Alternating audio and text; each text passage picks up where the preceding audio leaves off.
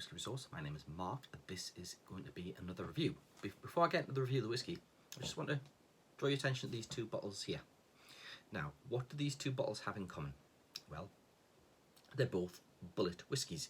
We have here on the right, Bulleit Kentucky Straight Whiskey Bourbon, and on the left we have Bulleit Rye. So they're both Bulleit. Bulleit is owned by Diageo, but what don't they share in common? Well, one is a bourbon whiskey and the other one is a rye whiskey. I have, of course, reviewed the bourbon before. You can go check that out if you wish. But there's something else that they don't have in common, beyond the fact that they are a bourbon and a rye. And that is that the rye is not actually produced by Diageo. It's not distilled by Diageo on a Diageo site. It's actually distilled in a distillery in Lawrenceburg, Indiana, hence the Indiana whiskey, by a company called MGP Ingredients, Midwest Grain Products, one of the largest distilleries in the United States, and they produce whiskies for lots of household brands. And they also produce their own brands that they've just recently started to produce. So a few brands that you'll be familiar with that MGP produce are Angel's Envy Rye, the new rum finished product. They produce the Bulleit Rye. They produce George Dickel Rye.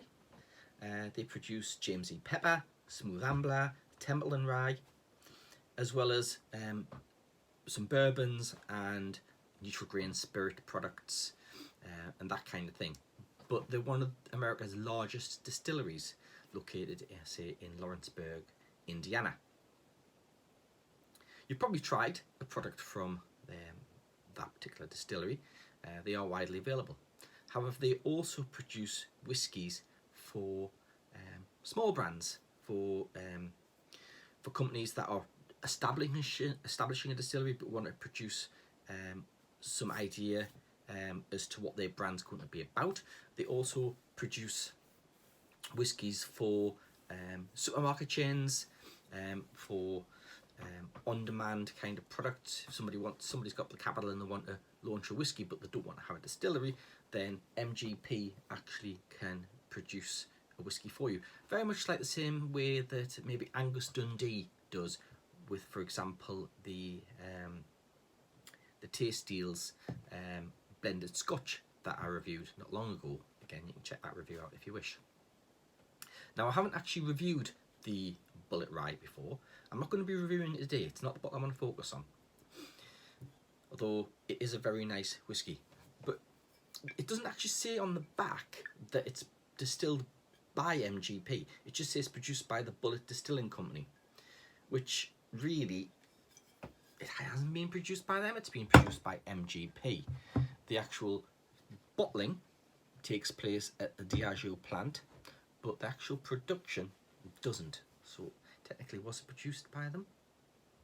Anyway, moving on. So the whiskey that I do want to look at today is an MGP product, which ties in with the theme of the Indiana whiskey, and the temple of grain refers to MGP. But the Indiana whiskey I'm looking at is this one here. It's a product called Whiskey Thief. I think it was launched in 2016. It is available online if you do some looking. It's produced, as far as I can tell, it's produced for a UK company and is imported into the UK by, I did see the name on the bottle, Amethyst Drinks. So Whiskey Thief. A Whiskey Thief is a device that distillers use for putting it into a barrel and extracting some of the whiskey to be able to test it and taste it. So that's possibly where it gets its name, Whiskey Thief. I just thought it tied in quite nicely with the Indiana whiskey kind of theme, this particular name. Now, I've done a bit of digging around the internet to try and find out who actually is behind Whiskey Thief. Now, on the back of the bottle, they do have a website, whiskeythief.co.uk. However, at the time of actually recording this video and doing my research, the website's down. There's a database error, so I wasn't able to find it. So I did a domain name lookup for whiskythief.co.uk, and unfortunately the domain name is set to private, so we don't know who is behind that. Bit more research into the Whiskey Thief Whiskey Company, and it comes up with the fact that it's actually registered to the Lexington Bar in London. So it looks like this is actually produced for a bar in the UK. As I say, it is widely available. You can pick it up online from places like the Whisky Exchange for $26.95. You can pick it up from Masters of Malt for $25.94. It gives it an average price of £26.45. It is aged for a minimum of 3 years.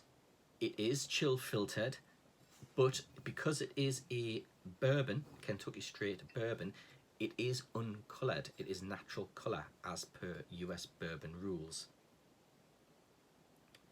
It's bottled at 40% ABV, and in terms of value score, it gets 80.19. So all around, it's pretty average when it comes to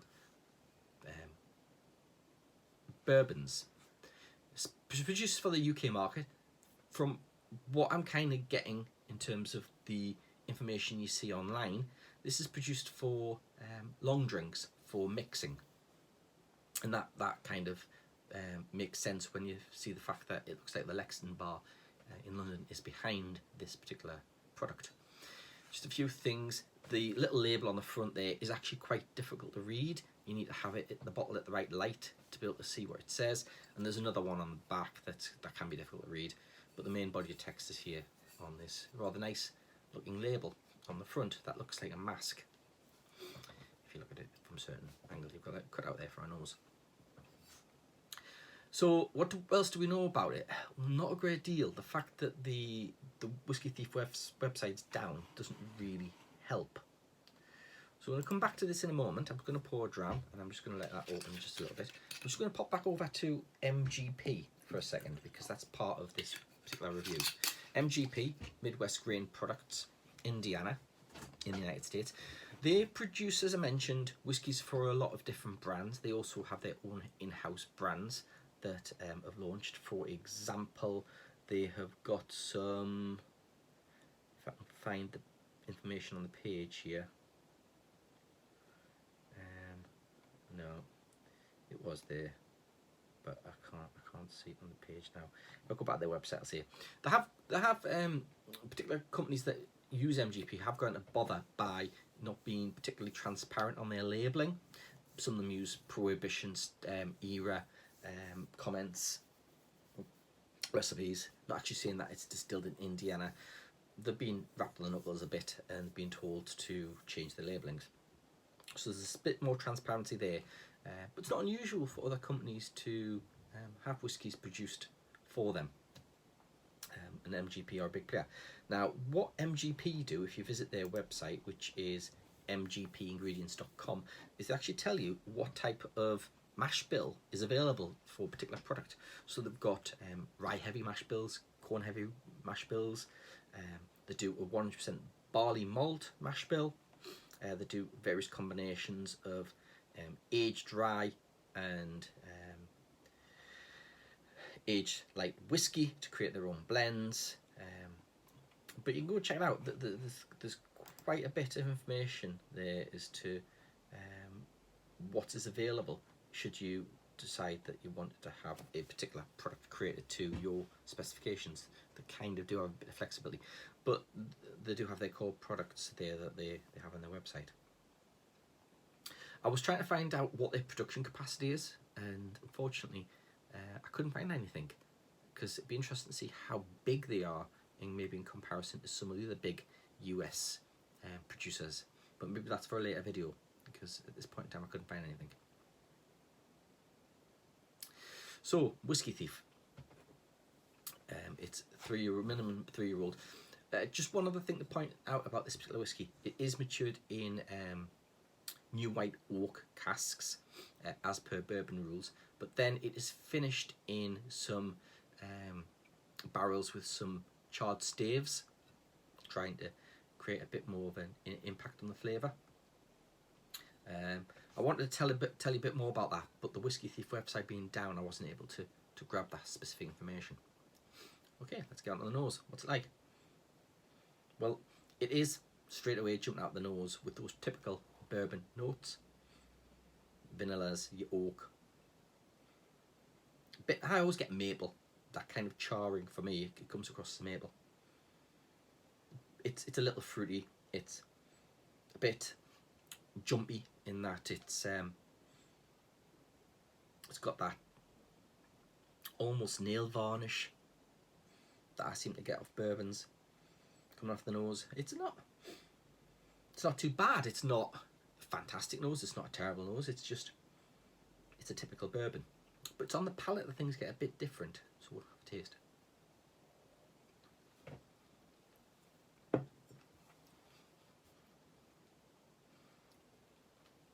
Again, it's typical bourbon notes.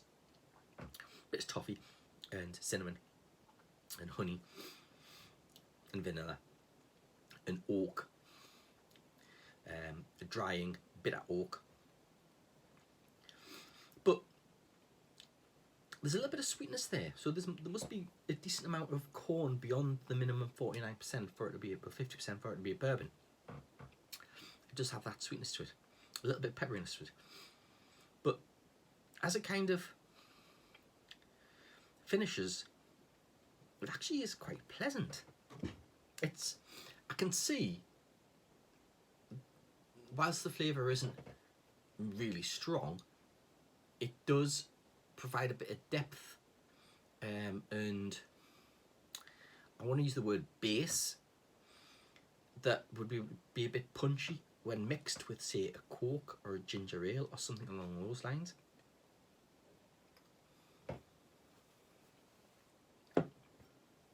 It's, for the purpose of mixing it, it's really good. I can see why it would work. In terms of having a neat, your first glass, you probably think, yeah, this isn't too bad, and you'll enjoy it. But after maybe one or two, you would quickly get bored of this, and you want something that's going to be a bit more rich, something that's going to be a bit more complex, something that's going to offer some unique flavours or experiences. I wouldn't say that this is at all craft, or artisan, or any of those kind of words. It is mass produced. The finishing is a little unique, but beyond that, it's nothing majorly amazing. It's not. It leaves us cold at the end of the day.